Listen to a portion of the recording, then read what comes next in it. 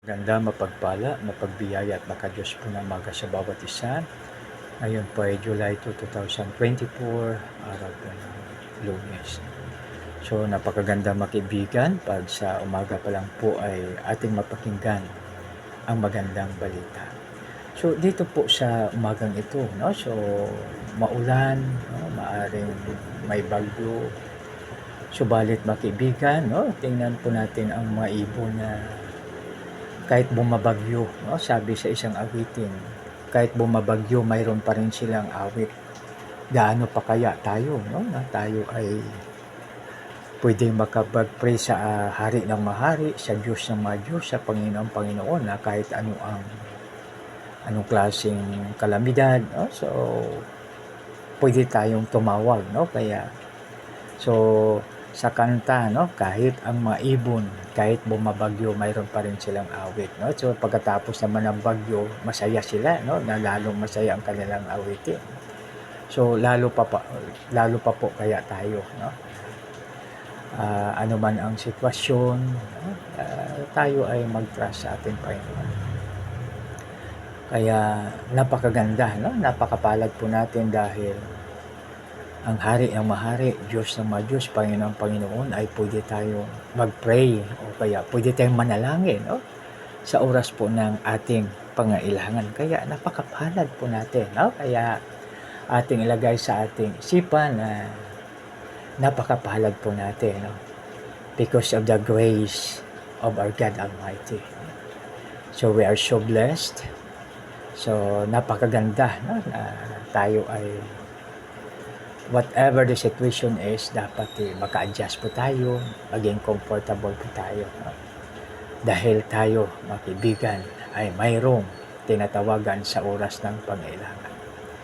At tayo ay mga Pilipino, at alam naman natin ang Pilipino. No? So, masaya. No? Diba sa survey, ang isa sa mga pinakamasaya ng mga tao ay ang mga Pilipino. No? Dahil kahit ano ang sitwasyon, no? So maka-adjust po tayo. May baha man o whatever, so tayo pa rin ay kasi mayroon tayong tinatawag na faith, no? Mayroon tayong pananalig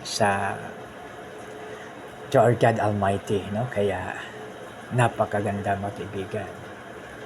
So yan, no? So good news is the best for all of us, no? Kasi kung makarinig po tayo ng good news sa umaga, napakaganda. No? So dahil mga kaibigan, no? Nagpapasaya sa ating puso. At kung masaya ang ating puso, of course, yung ating katawan ay napakaganda rin po. No? Dahil kung tayo malungkot, maraming apektado sa parts ng ating body. No? Subalit pag tayo masaya, napakaganda. No?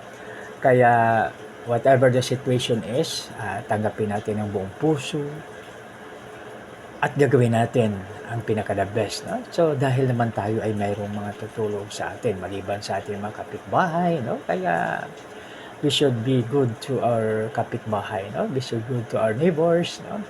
So ang sabi po ng iba, multiply friends, bawasan ang mga kaaway. So multiply friends, no?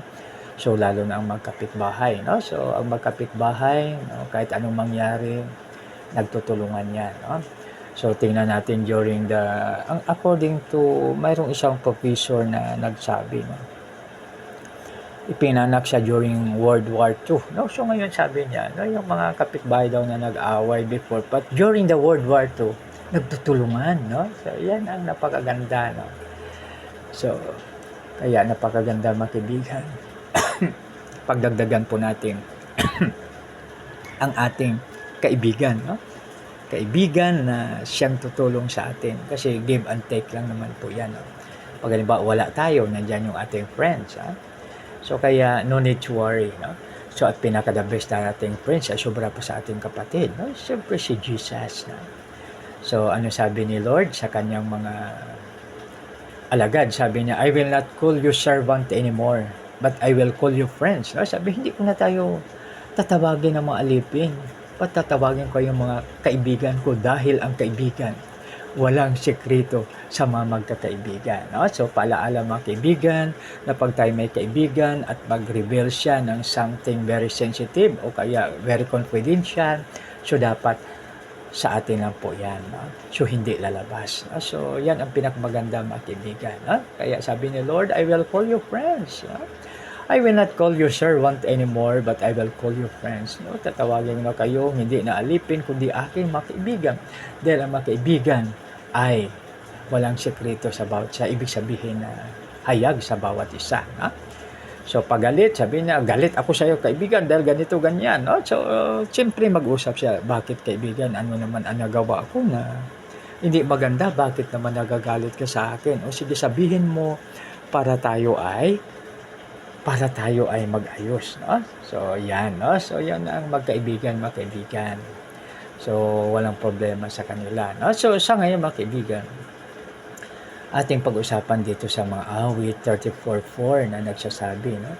I sought the Lord and He answered me. And, ayan, ha?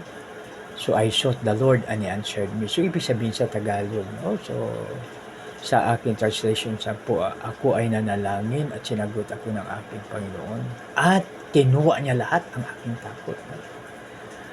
So, I sought the Lord and He answered me and He delivered me from all my fears. So, ibig sabihin mga kaibigan, tayo ay mga maraming natatakutan sa ating buhay. No? So, yan. So, ganito mga kaibigan.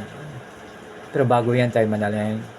So, ulitin ko muna, I sought the Lord and He answered me and He delivered me from all my troubles. May God add more blessings upon reading His Word. Tayo manalangin. Lord, maraming salamat sa pagbantay mo sa amin kagabi na ikaw ay hindi natutulog at hindi naiidlip. Maraming salamat po, Panginoon. Lord, tulungan mo po kami, linisin mo po ang aming puso at isipan upang kami ay karapat-dapat mapakinggan ang iyong salita. Lord, tulungan mo po ang bawat isa na ikaw ang maluwalhati, ikaw ang mahayag sa umaga ito, O Lord. Walang iba dahil ikaw ang hari na mahari, Diyos na Diyos, Panginoon. Lord, maraming salamat sa iyo. Sa iyo lamang ang purang kalwatian sa pangalan ni Jesus. Naming Panginoon tagapagligtas. Amen and amen. So dito mga kaibigan, tuloy po natin. So sa bawat isa sa atin, ayon sa psychologist, kasi yung psychologist, siya yung nag-aaral tungkol sa ating mga